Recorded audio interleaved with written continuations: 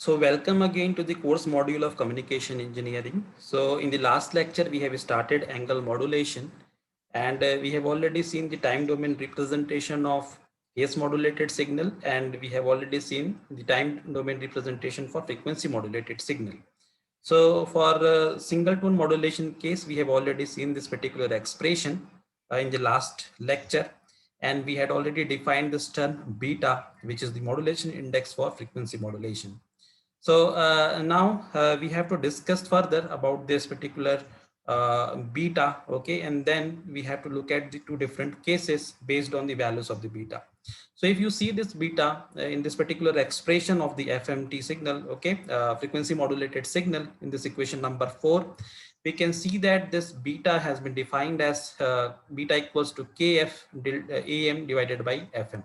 So where KF we have defined it as frequency sensitivity of the FM modulator, whose unit is equals to hertz per unit volt.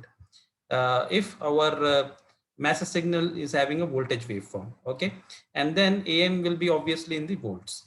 So if we calculate the unit of this particular ratio, we will find that it is hertz per unit volt multiplied with the volt divided by the hertz. Okay, so obviously we are going to get an unitless quantity if you calculate the unit for this particular beta from this particular equation. Okay, so now if this is the case, what we can say that the beta is having a unitless quantity. Okay, but if you see this again, equation number 4, what we can see is we can see that SFMT equation has been defined like AC cos 2 pi FCT plus beta sin 2 pi FMT. Now try to compare this particular equation from our previous equation in which I have defined. Let us say that the carrier CT has been defined as equals to AC 2 pi FCT cos 2 pi FCT plus phi. Okay, so basically if you see this expression, in this expression, this beta sin 2 pi FMT completely called it as a phi.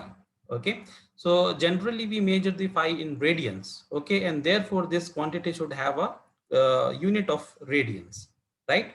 So because sin 2 pi FMT don't have any units, therefore the beta should be measured in radians. So normally you will find in the books that the value of the beta is mentioned in the radians. Okay, so now onwards you remember that beta sometimes it may be given as the unitless quantity, but if you see in most of the cases beta will be defined in radians. Okay, so based on the values of the beta, we can have two different cases of the frequency modulation.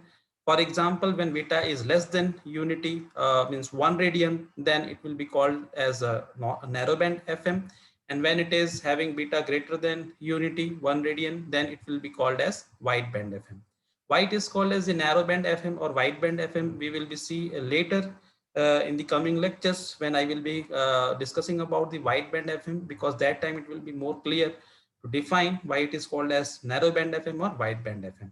So today in this lecture, we are going to see that when beta is less than 1 radian, then how this particular equation of frequency modulation can be modified, and what will be its frequency spectrum, and how this particular expression will be implemented. Okay, or how this particular expression can be generated. Okay, so that we have to look at. So let's see this discussion.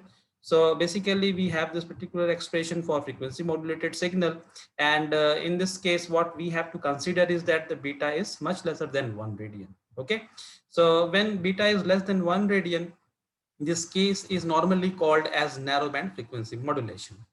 So as we have this particular equation of SFMT, now what we can do is we can consider this 2 pi FCT as A and beta sin 2 pi FMT as B.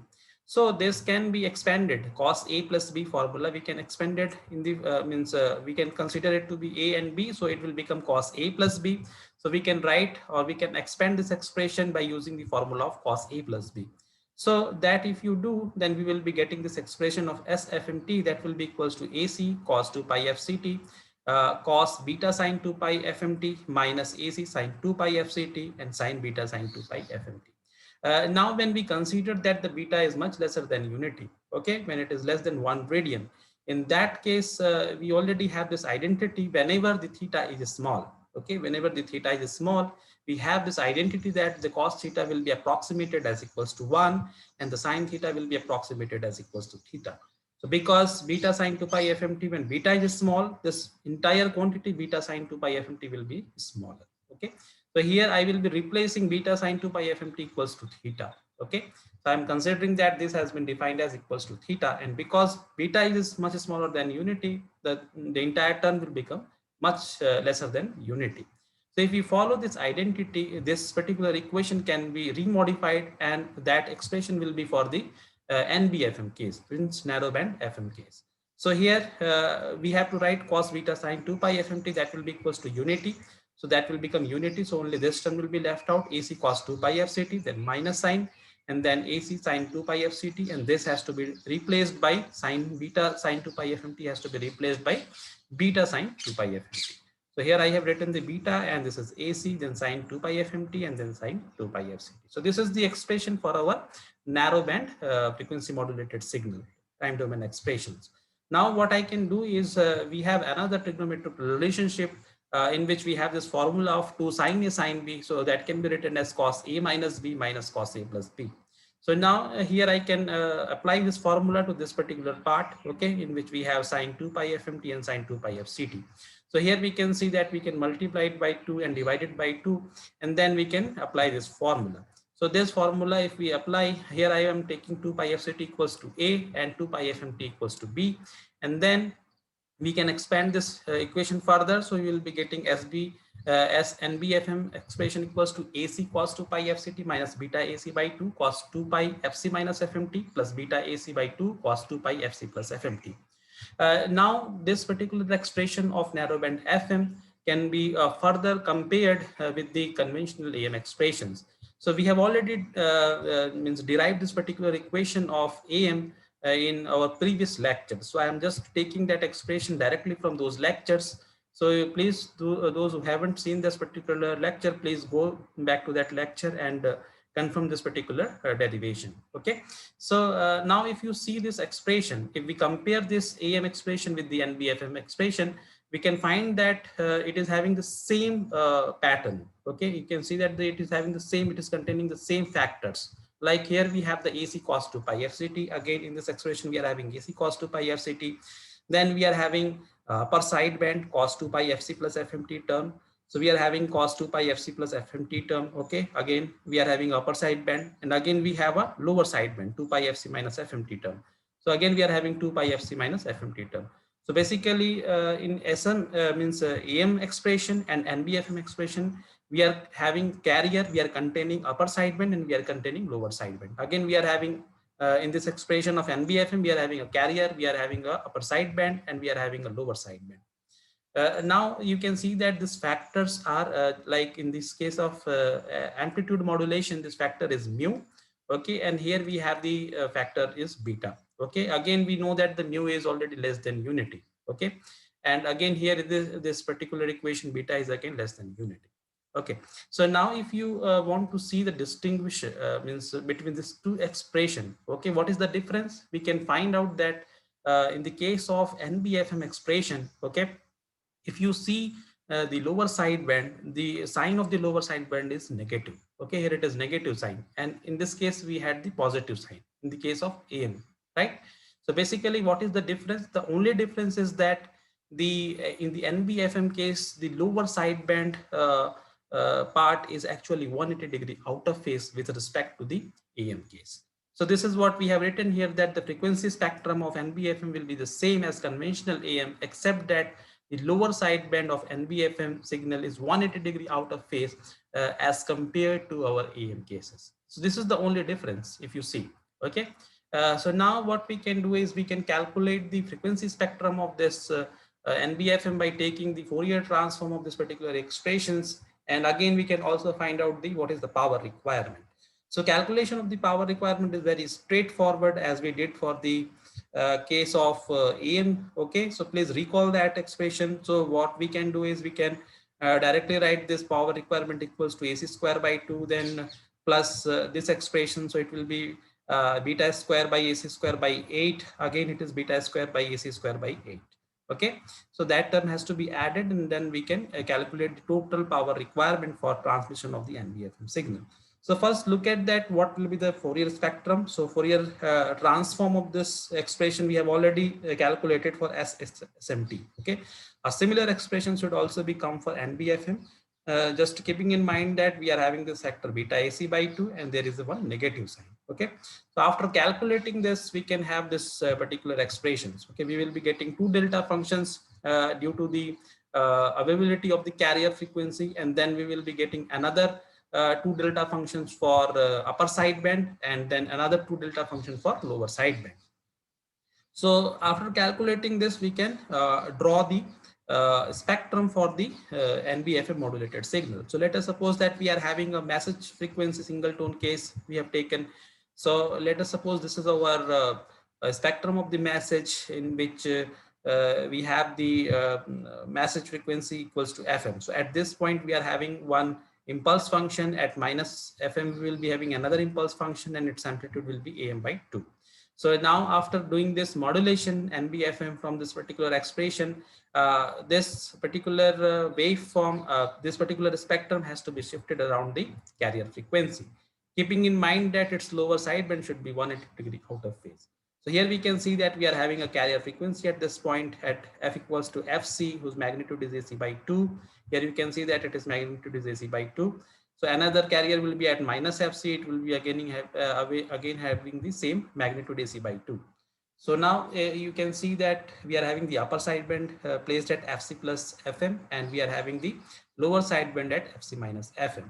But now you can see that this lower sideband is having its magnitude that will be negative. Okay, it is having a negative magnitude equals to minus beta AC by 4.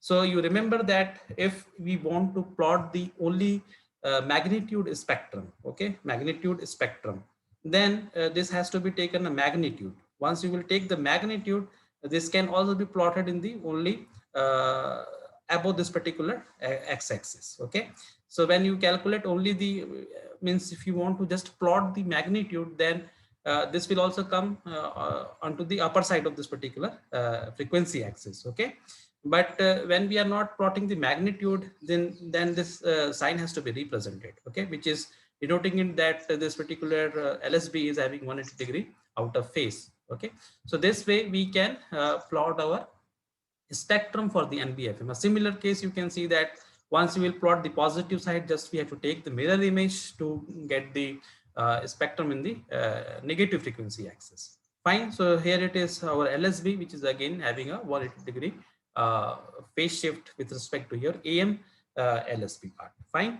So now after having this spectrum, we can calculate the power requirement. As I said that it will be AC square by 2 plus beta square AC square by 8 due to upper sideband and due to lower sideband. So after addition of this two, we can write this as total power will be AC square by 2, 1 plus beta square by 2. So the total power can be written as, because AC square by 2 represents the carrier power, so it is PT equals to PC 1 plus beta square by 2. So if you see this expression of the power requirement, even for the case of NBFM, it is similar to the power requirement of our conventional AM, in which we have defined the total power PT equals to PC 1 plus mu A square by 2. So the only difference that in that expression, it was having like mu, okay, modulation index for AM. And here we are having the modulation index of beta for FM case. This is the only difference. Now, if you see the bandwidth requirement for this particular transmission, again, you will see that the bandwidth will be required equals to 2 FM, okay, because the bandwidth will be calculated as maximum frequency minus minimum frequency. So if once you will do that, FC plus FM minus FC plus FM, so this FC will be cancelled out, we will be getting 2 FM. So bandwidth requirement of NBFM is same as our like AM case, okay, and power requirement is again depending on the value of the beta, it will remain same. The only difference is that the LSB is 180 degree out of phase as compared to the AM case. So almost the expressions are same, okay, almost the expressions are same, okay, but we have to distinguish by saying this particular sign of the LSB. Now, from the expression itself, we can devise a mechanism, or we can draw a block diagram that will be able to means generate the NBFM signal. So see in this expression, if you look at the expression of the NBFM signal, we are having AC cos 2 pi FCT minus beta AC sine 2 pi FMT sine 2 pi FCT. Then here you can see that this is the carrier part, and here we have the multiplication of the quadrature carrier, and this is again the integrated part of the message signal. Okay, so basically it is 2 pi fmt, and again it is a sine 2 pi fct. So if you see this expression, okay, if you see this expression, it is corresponding to generation of the DSBSC signal. Okay, so instead of having cos 2 pi fmt, we are having the sine 2 pi fmt. This is the only difference. Here we have means sine 2 pi fct instead of cos 2 pi fct. But ultimately, the product of this two is going to give you the DSBSC signal. So this term is corresponding to DSBSC signal generation, and this term is our carrier. So basically, from the carrier, if we if we subtract this DSBSC signal generated in this way, then we will be able to generate the NBFM signal. So if you see this generation scheme, okay, so first of all, what we have to do is first of all, we need to take the modulating wave, and that modulating wave has to be integrated. Okay, we are just doing the integration at this particular equation. Okay, so we are having an integrator, and then this integrator's output should go to the product modulator. As we know that the product modulator will give the multiplication of the two signals, and it will be generating a DSBSC signal. So here we can see that basically in the product modulator, the another input should be sine 2 pi fct. Okay, so first of all, we have to generate a carrier wave AC cos 2 pi fct, and then it has to be passed through a 90-degree phase shifter, so that we will be able to generate a AC sine 2 pi fct. So we are giving AC sine 2 pi fct and integrated message signal to this product modulator to give this output like sine 2 pi fmt and sine multiplied with the sine 2 pi fct. Now we have to subtract this carrier AC cos 2 pi fct with this DSBSC output, and after subtracting this, we are going to get the narrowband FM message signal. So basically, it is the approximated way of getting the narrowband FM signal. It sometimes it is having a little bit distortion, but altogether this scheme will be able to generate the reliable NVFM signals. Okay, you must be wondering why it is called as the narrowband phase modulator. If you see here, it is written as this part is as a narrowband phase modulator.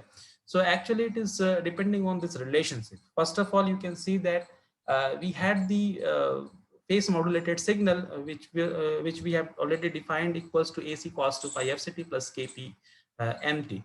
Now again, we are having another expression for frequency modulated signal that we have defined AC cos 2 pi fct plus 2 pi kf integration of the message signal. Okay, so now the question is why this SFMT cannot be called as the frequency means phase modulated signal. Why? Because if you see, basically if you see this 2 pi fct plus 2 pi kf integration of the message signal and dt. Okay, so basically this term can also be regarded as the phase. Okay, this term can also be regarded as the phase. So once we are calling this as a phase, then obviously this expression can also be called as the phase modulated signal. Fine, phase modulated signal. The only difference is in this case of the phase modulation, instead of giving the message directly as a message for the phase modulation, we are giving the integrated output of the message, or the integrated message for generation of the phase. Okay, if you see this particular expression. So what we are doing is we are writing this expression for SFMT. Okay, SFMT means frequency modulated signal. So how this frequency modulation can also be achieved by having a phase modulator, how it can be done? So first of all, we have to take the message signal and we have to integrate it first. Okay, first we have to integrate it, and then we have to have a phase modulator. So once we modulating the wave, and then we are having an integrating, first we are having a modulating wave, and then we are first integrating it and then passing it through a phase modulator, then the resulting signal will be a FM signal. Okay, you try to understand this concept, what I'm explaining here. Okay, so basically what we are saying is this expression of SFMT, okay, this can also be regarded as a phase modulated signal, and considering that this particular phase modulation is being obtained by the integrated message signal rather than the message itself. Okay, and therefore if we are giving an integrated message signal to a phase modulator, the output of that phase modulator will be an FM signal. Okay, so this is what we have shown here, and a similar reasoning I can again give for the phase modulated signal also. For example, why this phase modulated signal cannot be regarded as a frequency modulated signal. Okay, so basically in the frequency modulated signal, we need to give the integrated message signal, but in this case of the phase modulated signal, we are directly giving the message signal. So how we can generate this means phase modulated signal by having a frequency modulator? First of all, we have to have a modulating wave, and we need to differentiate this signal. Okay, so once we do this differentiation and if we pass it through a frequency modulator, okay, because first if we have done the frequency differentiation, then the frequency modulator will go to do this integration. So differentiation and integration will cancelled out, and we are going to get the message signal equals to kp. Okay, means the resultant output will be equals to your message signal mt. Okay, and when it is passed through the frequency modulator, it is going to give you the phase modulated wave.